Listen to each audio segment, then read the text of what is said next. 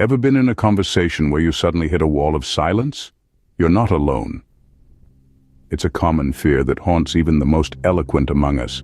That moment when the words just seem to evaporate, leaving us in a void of awkward silence. It's like being stranded on a desert island of conversation with no rescue boat in sight. This fear can cast a long shadow over our social interactions, turning the simplest chat into a nerve-wracking ordeal. For public speakers, it's the bogeyman lurking behind the podium, ready to pounce the moment they lose their train of thought. This anxiety can be crippling, making us dread situations where we have to speak rather than embracing them as opportunities to connect, share, and learn. But what if there was a simple trick to never run out of things to say? The answer lies in your surroundings, and it's called the power of observation. Imagine yourself in a room. You're not alone, but the conversation has reached that awkward silence. You're scrambling for something to say, something to fill the void. But what if I told you that the solution is right there in the room with you? This is where the power of observation comes into play. It's about using your senses, about noticing the details around you. It's about looking at the environment, the person you're talking to, the situation you're in. It's about turning those observations into conversation starters. For example, let's say you're at a party. The music is pumping, people are laughing, drinks are flowing.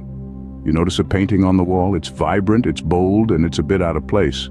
Boom! There's your conversation starter.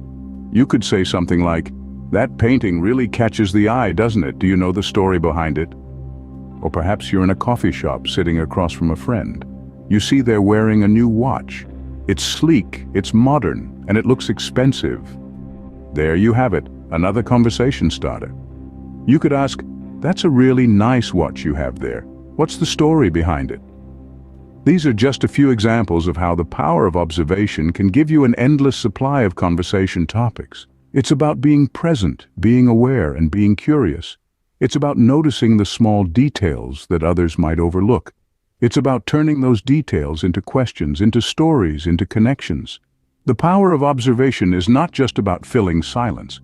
It's about creating meaningful conversations, about understanding people better, about deepening relationships. It's about turning the mundane into the interesting, the ordinary into the extraordinary. So, the next time you're scrambling for something to say, stop, look around you, observe, because the answer is right there in your surroundings. The power of observation is the first step to never running out of things to say. Observation is just the start. Next comes the art of questioning. Now you've honed your observation skills. You've taken in the details, the quirks, the subtleties. But what's next? How do you take these observations and spin them into threads of conversation? The answer lies in the art of questioning. Imagine your observation as a seed. It's full of potential, but on its own, it's just a nugget of information. Now imagine your question as the water and sunlight that seed needs to grow. It's the catalyst that takes your observation from a static statement to a dynamic dialogue. Now, not all questions are created equal. Let's take a moment to delve into the world of open-ended questions. These aren't your average yes or no interrogations. Rather, these are questions that require more than a simple one-word answer. They're the questions that invite stories, opinions, emotions, and, most importantly, they keep the conversation flowing. Let's consider an example. You've observed that your conversation partner is wearing a vintage band t-shirt. You could ask, "Do you like that band?" Sure, that's a question, but it's not likely to lead to a riveting discussion. Now let's try an open-ended version.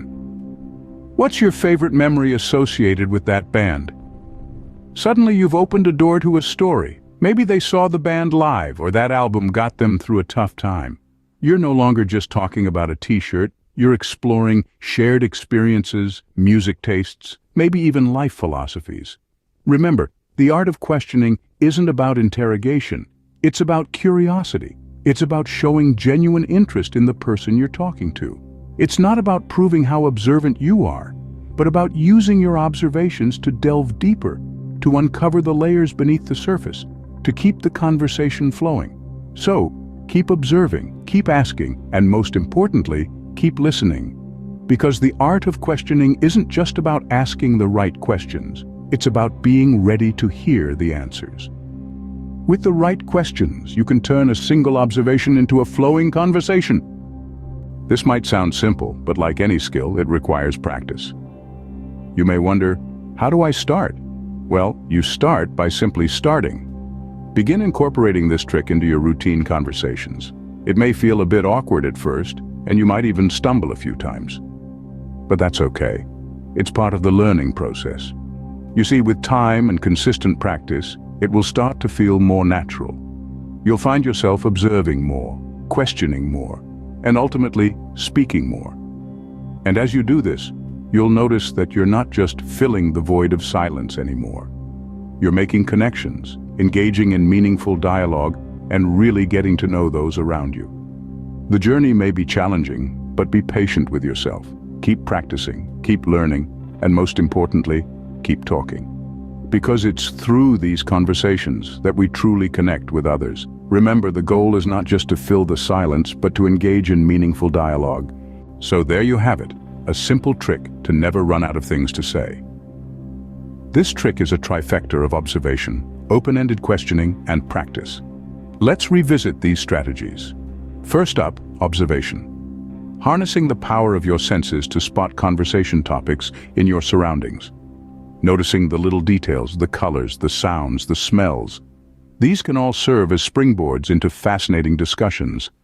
Next, the art of questioning.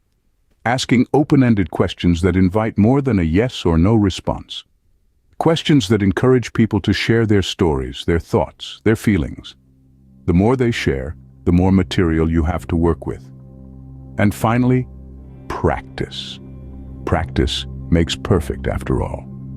The more you use these strategies, the better you'll become at keeping the conversation flowing. Each interaction is a new opportunity to hone your skills. Master this, and you'll never fear the silence again.